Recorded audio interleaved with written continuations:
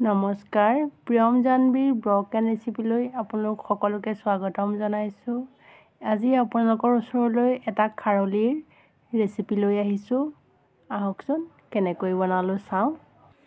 ইয়াত 100 গ্ৰাম পৰিমাণৰ সৰিয়হ আছে। ৰঙা সৰিয়হৰ লগতে 2-4টা বগা সৰিয়হ মিক্স হৈ আছে। মই সৰিয়হখিনি ভালদৰে ধুই ৰ'দত শুকুৱাই লৈছোঁ। ধূলি বালি থাকিব পাৰে, সেইকাৰণে ধুই লৈছোঁ। এতিয়া এটা মিক্সাৰ বাটিত সৰিয়হখিনি ঢালি দিলোঁ। সৰিয়হখিনি মই ভালদৰে মিহিকৈ এটা গুড়া কৰি ল'ম। এয়া ধুনীয়া গুড়া তৈয়াৰ হৈ গৈছে। এতিয়া এই কাপটোত আধা কাপ পৰিমাণৰ কলাখাৰ আছে। মই এইখিনিৰ লগত ব্যৱহাৰ কৰিম। সৰিয়হৰ গুড়াখিনি লৈ লৈছোঁ এখন কাঁহীত। কাঁহীখন শুকান হ'ব লাগিব। কাষত 2টা কেঁচা জলকীয়া ভালদৰে ধুই পানী শুকুৱাই লৈছোঁ। জলকীয়াকেইটাত পানী থাকিব নালাগিব আৰু কাঁহীখনো একেবাৰে শুকান হ'ব লাগিব।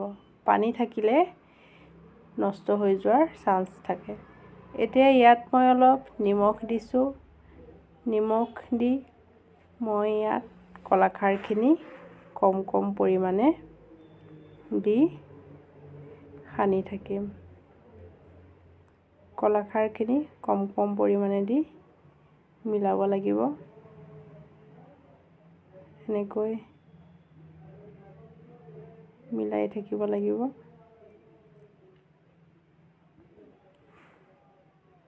দেখিছেনে? কলাখাৰখিনি বেছিকৈ দিলে এনেকৈ কম পৰিমাণে।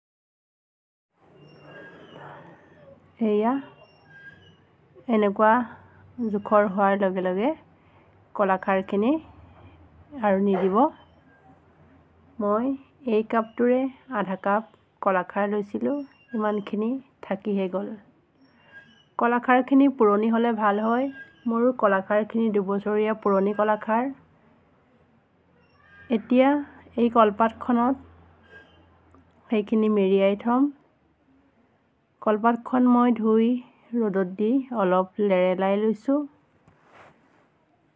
কলপাতখন অকণ ৰ'দত দি ল'লে টোপোলাটো বান্ধোতে ফাটি নাযায়। মই এনেদৰে দি লৈ বান্ধি দিম। এনেদৰে বান্ধি দিম।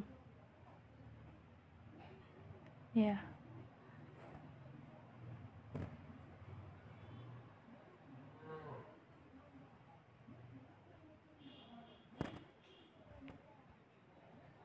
এই টোপোলাটো এনেকৈ 4 দিনমান ৰ'দত দিয়াৰ পাছতহে খোৱাৰ উপযোগী হ'ব। আপোনালোকে এবাৰ বনাই খাই চাবচোন এনেদৰে।